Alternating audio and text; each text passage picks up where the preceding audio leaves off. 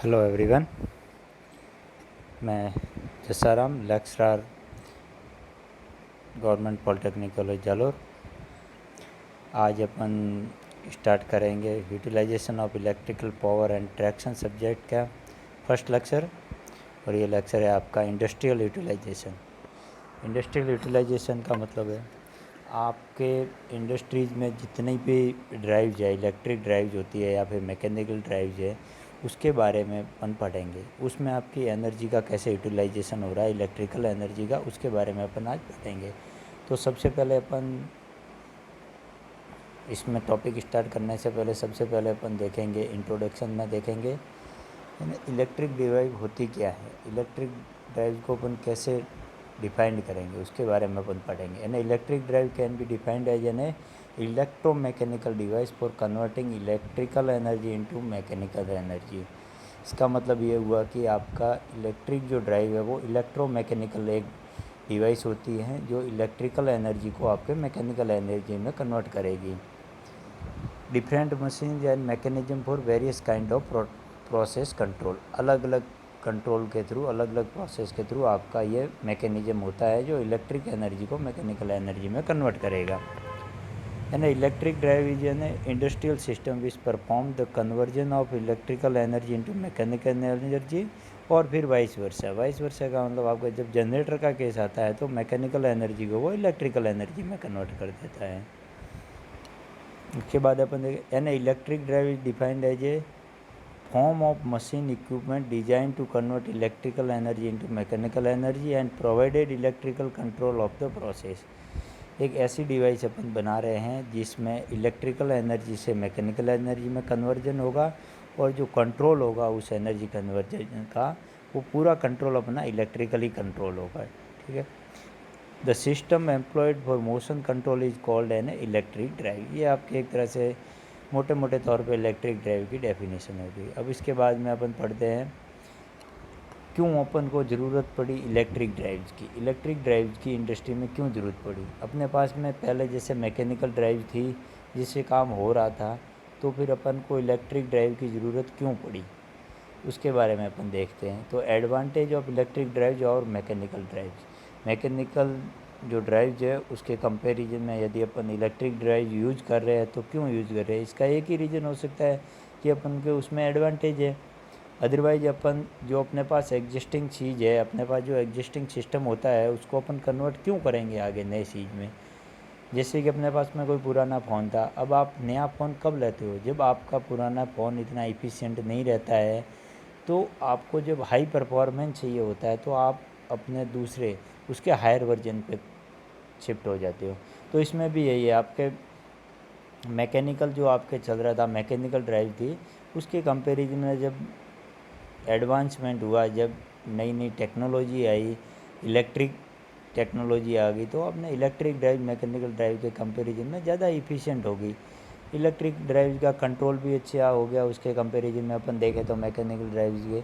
तो इसलिए अपन ने इलेक्ट्रिक ड्राइव्स के और मैकेनिकल ड्राइव्स के जो एडवांटेज देखते हुए हैं, ऐसा नहीं है कि सारे एडवांटेज है, कुछ ना कुछ उसके डिसएडवांटेज हमेशा ही रहेंगे, क्योंकि अपन जब भी कोई चीज़ लेते हैं तो उसके प्रोज और कॉन्स हमेशा ही रहते हैं।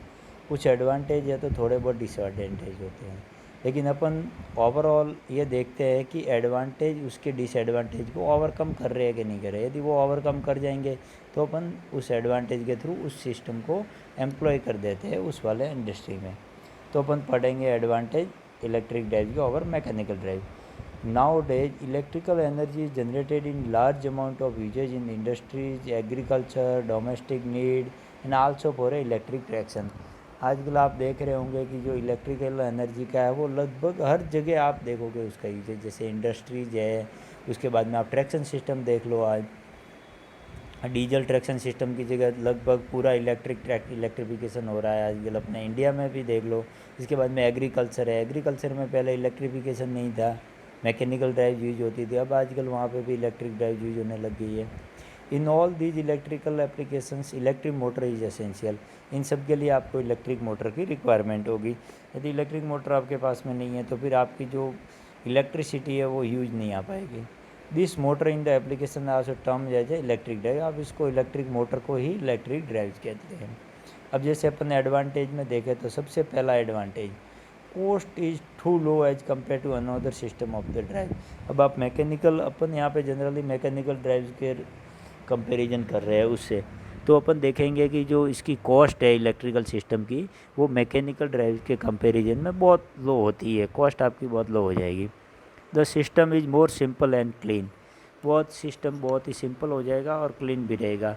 आपने देखा होगा कि पहले जो आपके डीजल जनरेटर वगैरह होते थे, उसमें आपके डीजल मोटर्स वगैरह जो डीजल से चलती थी, उसमें वो आपकी क्लीनिनेस है ना वो बहुत कम हो जाती थी, क्योंकि जो ऑयल वगैरह है डीजल की वजह से है, तो वहाँ पे गंदगी ज़्यादा होती थी, तो वो वाला सिस्टम हो जाएगा। इसके बाद the control is very easy and smooth. Control है जो आपका इलेक्ट्रिक ड्राइव का जो कंट्रोल होता है वो बहुत ही स्मूथली होता है।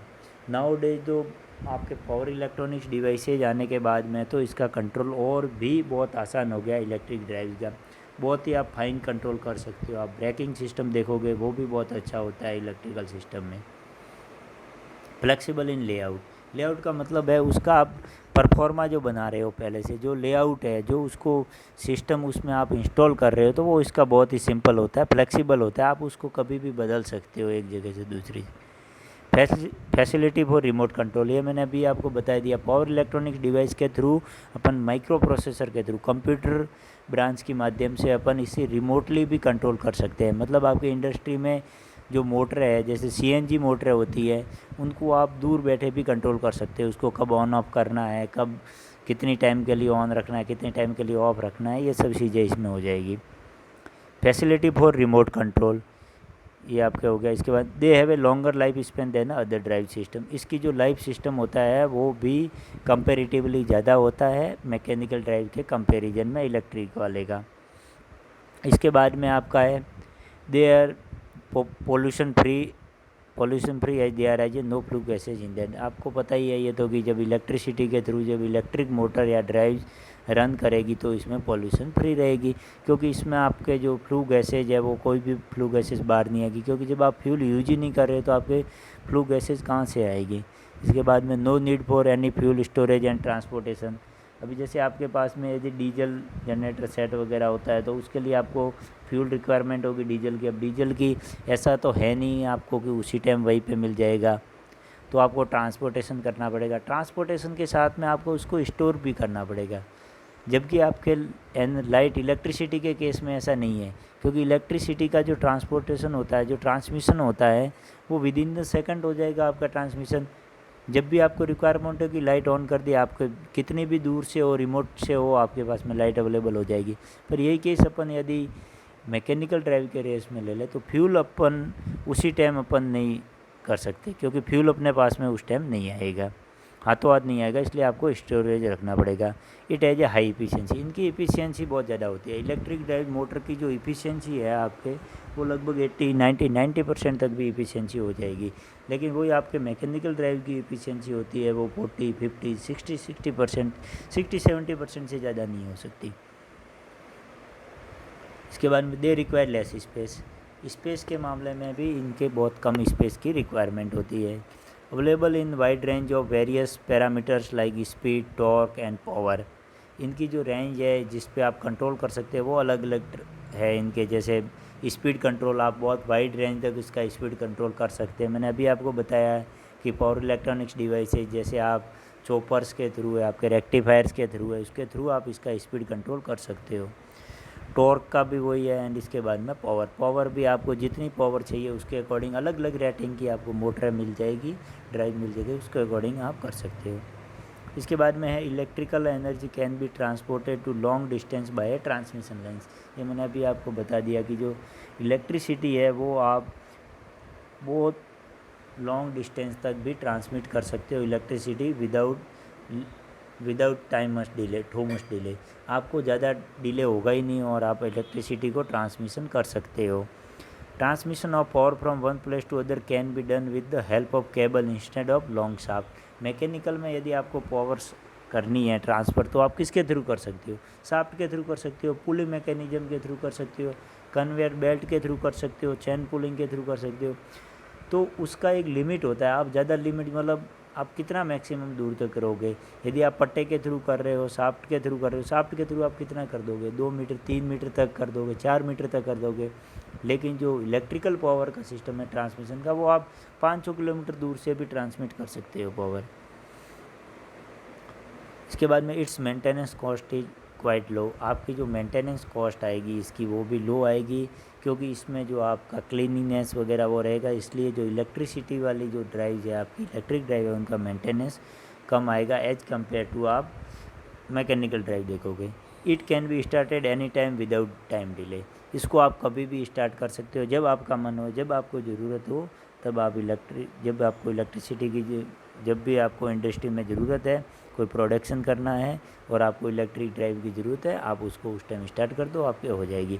कंपेरेटिवली मैकेनिकल ड्राइव में आपको टाइम डिले लगता है, इसलिए ये आपके लिए एडवांटेज होगा। इसके बाद में अब जब आपने एडवांटेज इतने पढ़ ही लिए, तो मैंने आपको पहले ही बताया है कि हर चीज़ का प्रोज एंड कॉन्स होते हैं। ऐसा तो है नहीं कि इलेक्ट्रिक ड्राइव आपने इंडस्ट्री में यूज़ कर ले ली तो बस ये आइडियल सिस्टम हो गया, अब आपके पास में बस कोई टेंशन नहीं है। ऐसा कुछ नहीं है। आपके मैकेनिकल ड्राइव के कंपनी यहाँ पे कुछ डिसएडवांटेज भी होंगे। जब एडवांटेज है तो डिसएडवांटेज भी आपके पास में होंगे। तो जैसे पहला, this drive can not be used where the power supply is not accessible. अभी आपने ये नोटिस कई बार आपने किया होगा कि जैसे गांव है, रिमोट एरिया है, या फिर जो हिल स्टेशन टाइप होता है, वहाँ पे पावर का एक्सेसिबल पॉसिबल नहीं होता है। तो उस कंडीशन में आपको वहाँ पे मैकेनिकल ड्राइव ही यूज़ करनी पड़ेगी, वहाँ पे आप इलेक्ट्रिक ड्राइव यूज़ नहीं कर पाओगे। इसके बाद में the power breakdown totally stop the entire system. अब ये केस आपके मैकेनिकल ड्राइव में नहीं आएगा। क्यों? क्योंकि जैसे इसने लिखा the power breakdown totally stop the entire system. आपकी जो भी इलेक्ट्रिक ड्राइव चल रही है, अब कोई किसी वजह से, जैसे बारिश का मौसम है या आंधी तूफान चल रहे हैं, आपके फॉल्ट हो जाएगा लाइन में। यदि आपके लाइन में फॉल्ट हो गया, इसका मतलब क्या हो जाएगा, पूरा ब्लैकआउट हो जाएगा, पावर ब्लैकआउट हो जाएगा। यदि पावर ब्रेकडाउन हो रहा है आपका, तो उसी टाइम सारी मोटरें एक साथ रन करना बंद कर जाएगी। आपकी इंडस्ट्री में जितनी भी ड्राइव्स लगी हुई है, एक साथ में स्टॉप हो जाएगा, तो आपका जो प्रोडक्शन है वो उसी टाइम रुक जाएगा। अब जब तक आपका पावर ब्रेकडाउन कंप्लीट नहीं होगा, आपका बैकअप आपके पास में नहीं है, आपका पूरा प्रोडक्शन ठप हो जाएगा। जबकि मैकेनिकल ड्राइव में ऐसा नहीं होगा। क्यों? क्योंकि मैकेनिकल ड्राइव आपके फ्यूल से चलता है, और फ्यूल आप पहले से स्टोरेज पे रखते हो। और यदि किसी मोटर में कुछ प्रॉब्लम भी आ रही है, तो आपकी एट ए टाइम 1 मोटर ख़राब हो जाएगी या 2 मोटर ख़राब हो जाएगी, आपकी सारा पूरा प्रोडक्शन यूनिट बंद नहीं हो सकता। तो ये इसका एक डिसएडवांटेज है इलेक्ट्रिक ड्राइव का। The primary price of the system is expensive. जो प्राइमरी प्राइस का मतलब है आपका इंस्टॉलेशन कॉस्ट। वन टाइम जो कॉस्ट होती है आपकी, जब आप खरीदते हो, वो वाली कॉस्ट इसमें बहुत ज़्यादा एक्सपेंसिव है कंपेरेटिव टू मैकेनिकल ड्राइव में आप देखोगे तो।